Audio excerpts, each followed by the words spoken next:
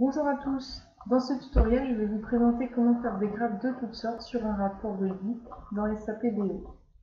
Nous verrons les diagrammes à colonnes, les diagrammes à courbes, les diagrammes à secteurs et les vues géographiques. Donc, tout d'abord nous allons voir les diagrammes à colonnes et à courbes. Pour cela, nous allons prendre une requête que j'ai donc créée au préalable. Cette requête a comme objet l'âge, le genre, le taux horaire, le métier. Donc on a fait un filtre sur le fait que le salarié est présent dans l'entreprise actuellement. Nous exécutons la requête. Ensuite, nous avons créé deux variables. Donc la première variable est la moyenne du taux horaire. Donc nous faisons simplement une formule égale moyenne du taux horaire. Et la seconde est un classement, enfin un groupement des âges. Donc c'est-à-dire on va faire des catégories d'âge. Donc nous voulons tout d'abord créer un diagramme à colonnes pour avoir la moyenne du taux horaire par genre. Donc pour représenter ce tableau-là sous forme de diagramme. Pour ceci, nous allons dans éléments de rapport, diagramme, puis nous sélectionnons insérer un diagramme à colonnes. Nous cliquons là où nous souhaitons l'insérer. Puis nous prenons les deux variables que nous souhaitons. Donc le genre, on glisse le genre dans ce graphique et on glisse la moyenne du taux horaire. Et tout simplement, le graphe est créé. Donc voici comment faire un diagramme à colonnes. Je vais à présent vous montrer comment faire un diagramme à courbe. Cela vous allez dans diagramme toujours, puis diagramme à courbe. Vous l'insérez là où vous le souhaitez. Et je vais vous montrer une deuxième façon de créer et d'affecter les données à un diagramme. Donc, par exemple, on va faire axe des abscisses. Donc, en axe des abscisses, nous souhaitons l'âge, donc le regroupement d'âge que nous avons fait. Puis, en ordonnée, nous voulons la moyenne du taux horaire, toujours. On clique sur OK. Et voici notre diagramme à courbe représentant la moyenne du taux horaire par classe d'âge. Donc voilà pour les diagrammes à courbe et à colonne. Nous allons maintenant passer au diagramme à secteur. Donc ici, nous allons utiliser une requête qui a pour objet la remise, la type de la remise, le prénom du vendeur et le nom du vendeur. Donc nous exécutons la requête. Puis, nous avons créé donc une variable nombre de remise, qui est le nombre de remises, voilà, et une variable qui concatène le nom et le prénom du commercial.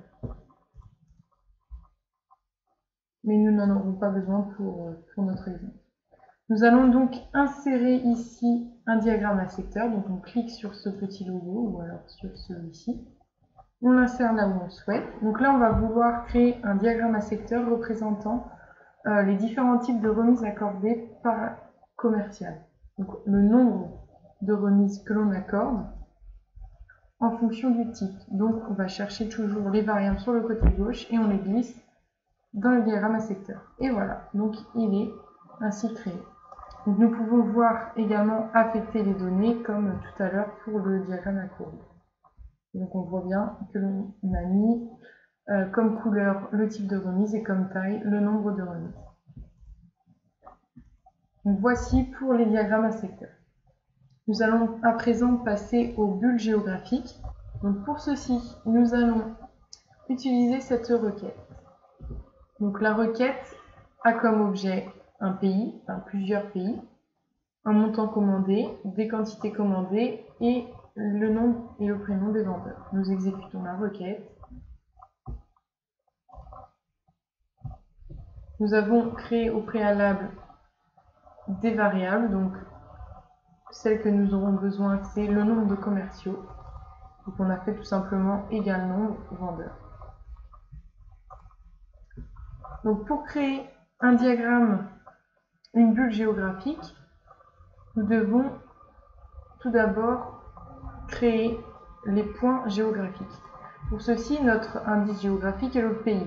Nous allons donc nous situer sur la variable pays, faire un clic droit et cliquer sur modifier en tant que géographie par nom. Nous cliquons et nous sélectionnons pays. Il retrouve alors avec notre variable les différents pays qui sont présents dans nos tables. Il arrive à faire le lien avec les pays que lui connaît. Donc, comme on voit que tout est résolu, on peut cliquer sur OK. Une fois les points géographiques des pays créés, nous pouvons à présent cliquer sur Bulle géographique, cliquer sur le rapport pour créer la bulle géographique. On glisse les différents pays, donc la variable pays, mais également le nombre de commerciaux, puisque ici on veut savoir la répartition des commerciaux par pays.